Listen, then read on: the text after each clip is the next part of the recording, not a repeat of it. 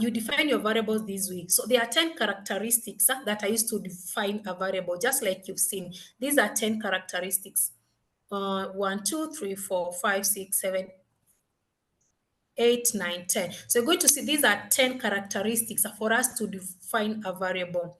So the first one will be name. Then we have the type of the variable, because if it's age, it has to have a type.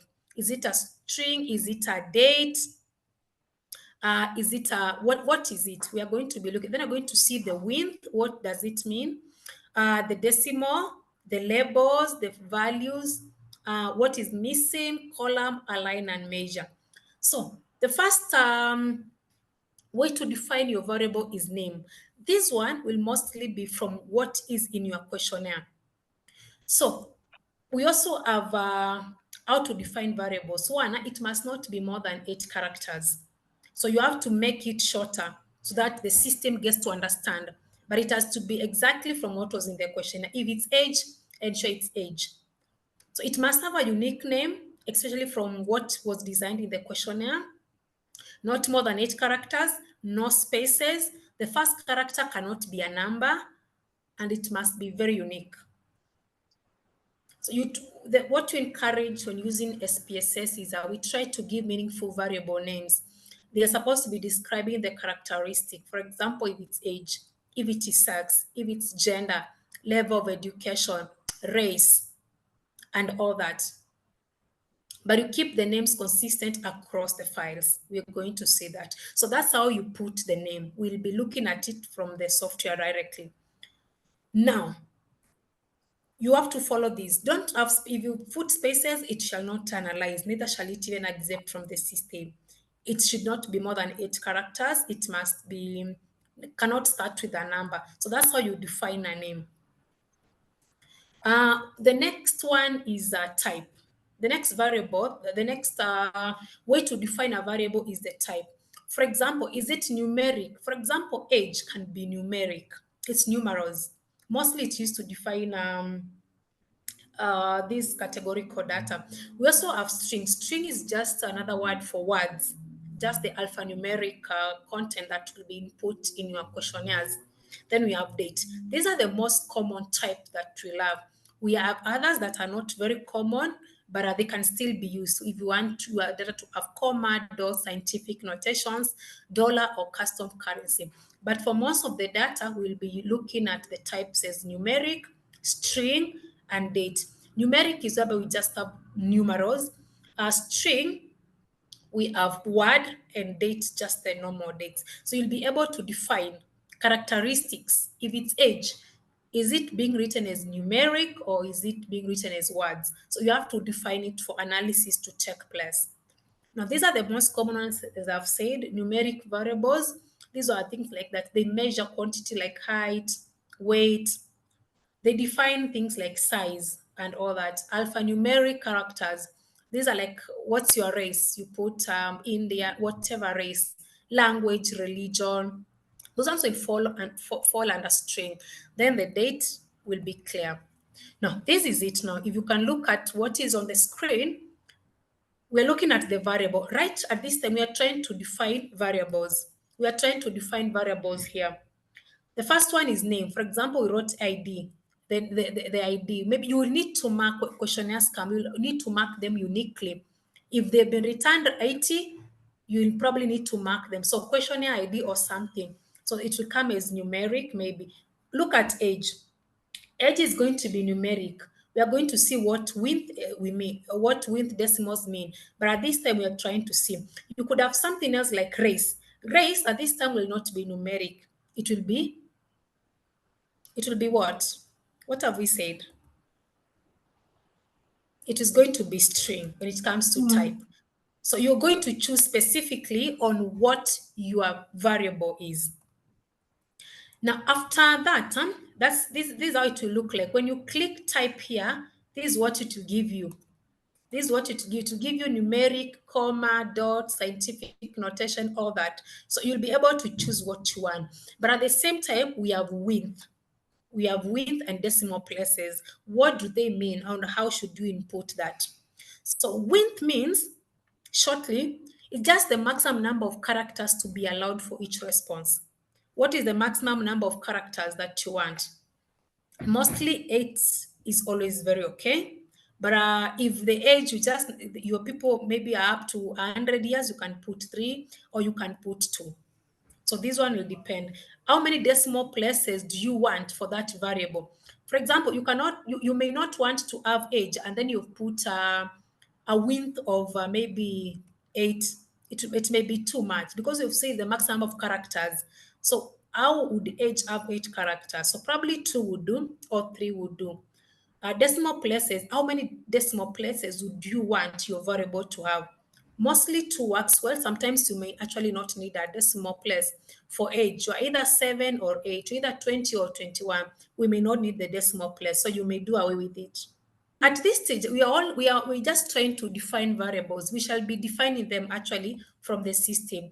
Because if you don't define your variables, because once you define your variables clearly, now they get to be fed directly to the data view. So when you go to the data view, your variables have already been defined. The yours is to fill the answers from the questionnaires. So this is the stage whereby you have to define your variables clearly. Now, the next way to define your variable is through labels. Now, labels are almost similar to name, but a bit different. What are labels? These ones are descriptors for the variables. They can have a maximum of 255 characters, but they are used in the output. So, the display name for the variable, for example, if it's age, how do you want the name to be displayed? Maybe age of the teenagers, or teenagers age, but this one does not have a lot of limitations. It can actually have spaces. The label may contain spaces or even special characters, unlike the first one that we talked about, type, if you remember. Unlike name, where we don't need spaces, no special characters. This is the first definition of variables. So unlike name, when it comes to labels, it can be allowed, and actually it can have up to 255 characters. Now this one, you write what you'll understand, what is describing that name. If it's age, so can you add more information or something? It could be age of the teenagers, it could be level of education for the students, and so on and so forth. So that is now how you define your labels. When it comes to values, just a list of valid options used when response is not applicable. Sorry. Values are a list of valid options. For example, multiple choice for the variables, age, gender, male and female.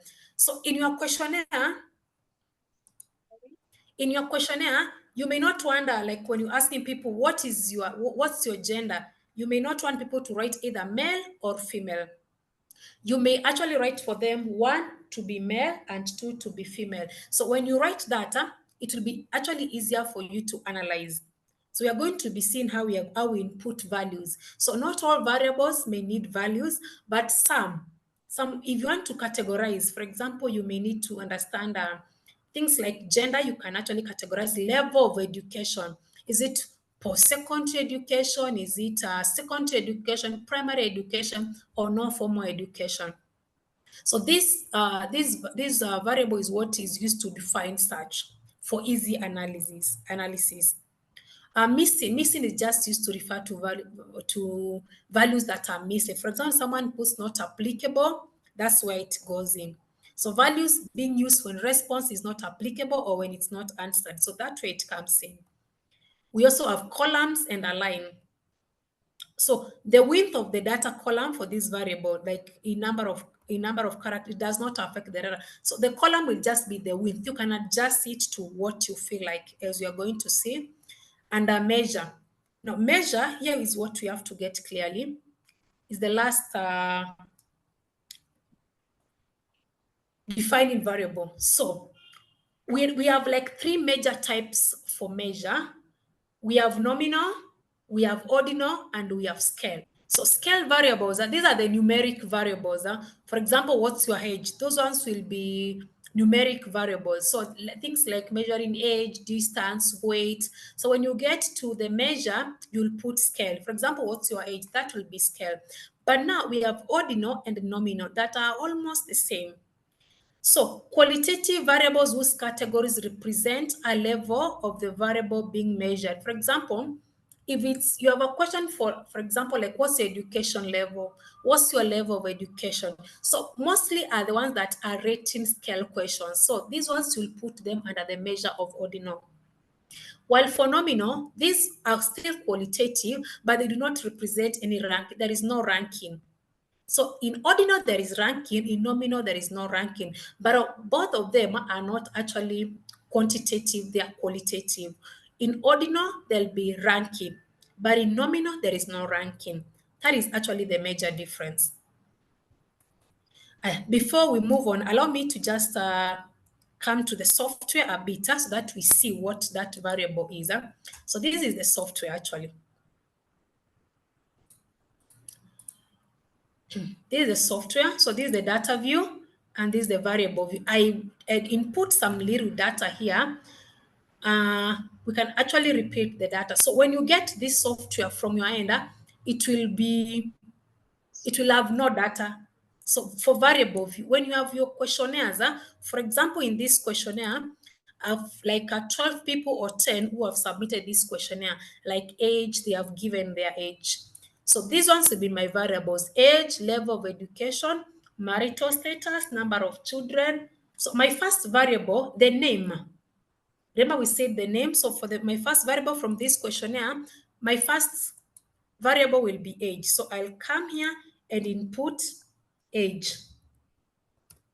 Remember, no special characters, no space. So it comes to age, yeah, it's already duplicating. So let me just have it here again. So it comes to age, it's there. Age is numeric. So when you click here, when you click this part,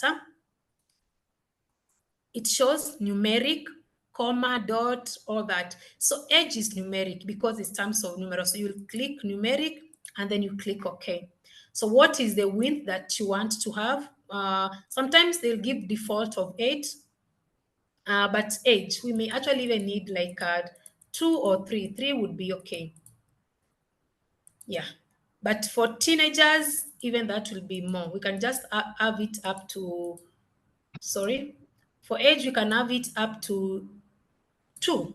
That will be enough. Decimals, we may not need decimal places. So that's how you go about it from the system. Then what label do we want to give it? Depending on our questionnaire. For example, this questionnaire is all about a case study on teenage pregnancy and mental health. So we may want to call it maybe the age of the teenagers or teenagers' age. It depends on what you want to call it. We've said it can support up to 255 characters. So I call it age of teenagers. You can actually call it teenagers' age again, whatever you want to call it. What values are we going to input here? We may not want to have any value. That's why it's actually even not here. But we're going to see the next variable with a value. So let everyone just write their name. We may not want to classify because actually teenagers. So if someone is 14, 13, 19, let them put their age here. So that's why we are saying there is no value. We will not put values here. Remember we said values is whereby we'll have one represents 1 to 10, 10 to 20, all that. But for age, we may not need to have it. It will be classified as a continuous variable, whereby you will just write your age. When it comes to column, the default one will be okay. How do we want to input our aligning? Right? And for measurement, scale. Remember, this is continuous variable. It's a quantitative variable, so it becomes scale. It cannot be ordinal, neither can it be nominal. So if I want to have a gender will be, is gender numeric? Is it a string or is it a date? What do you think gender would be? String. It will be okay. That's, I agree. It's going to be string, but at this point, we are not going to have a string. We are going to have it numeric. Why? Because we don't want people to be writing male, female. We want to categorize that data and have one maybe to mean male or two to mean for female. Okay, Depend on your questionnaire. I'm assuming our questionnaire is just male and female. So we are going to have it as numeric because it will be represented by numerals. So the width, 8 will be okay. Decimals, we may not need any decimals. Let me just undo a few things. Okay, so here we are. So when you come to now defining the values, because this is what is going to help you define your data clearly, you just come to click on the values and then maybe you can have one to be female.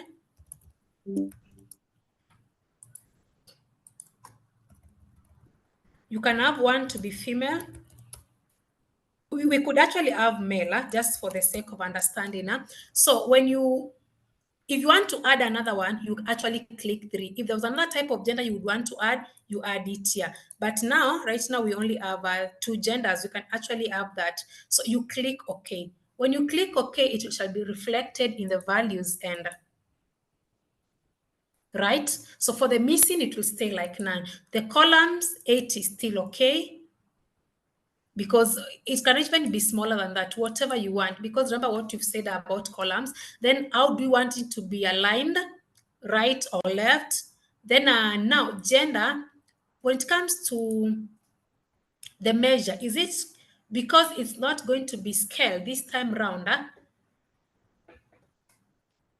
Remember, gender is either male or female, so it will not going to be scale. But because it has been categorized, that's why it's going to be nominal. If you remember what we've said, if you look at our ordinal and nominal variables, we've said nominal are qualitative variables whose values do not represent any ranking.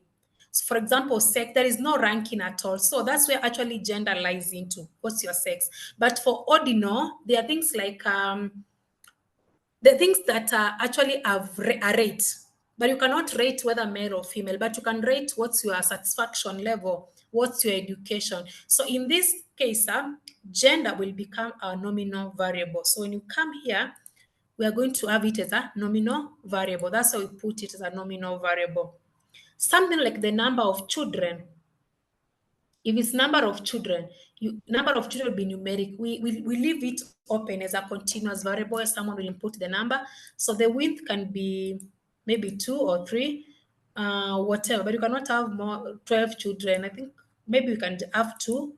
It may not affect that analysis so much, but it's just good that you define your variables well. Decimals, we may have no decimals. Then we can call our label number of children. We may not need values here. It's either you have 5 or 4 children. We'll not categorize the number of children. Then none. Then the columns, whatever columns you want. Then you align, and then this is going to be a scale. I think up to that point, we are clear. Something else like marital status. In this marital status, from the questionnaire, if you can see the marital status, we have single, married, separated, or divorced. Same thing. When you come to marital status, it is a string, we agree, but it's going to be represented. So it's going to be numeric because it's being represented. Okay, so marital status, you can either have 1, 2, or 3, so that is still okay. Decimal 0, marital status, you can define it the way you want. So you come here again. The way we've added values again, 1 will represent single, 2 will represent married, 3 will represent a separated or divorced. So that at the end of it all, you are going to be looking at these teenagers, these teenage pregnancies. Are they married? Are they divorced? Or are they single? So that you're able to deduce some information from there. So you'll click in case you want to add something more. Oops. Okay, yeah. So we can actually add now that we've, if you want to add now, you come here and add 3, and then you say divorced, stroke, separated. And then you click OK. So that is what your information will come in. So this is how you define variables, people. I hope the definition of variables is okay. It's clear. So you have to define all your variables in the right way because once you define them, they are feeding directly into the data view. So these ones will actually remove them so that we can put it again. So the way you put these variables here, they are going to reflect, they feed directly into the data view. So they will come here, age, level of education. The first one will always be an ID, an identification for your questionnaire. So this one will always be there. If it's questionnaire one, what was the age, all that. So you have to define your variables very clearly so that you're able to have a good data analysis. So at least now this is how you define your variables, depending on your questionnaire or depending on your research area or what was your research topic all about. From it, you will define you will get the names of your variables and be able to define them from there.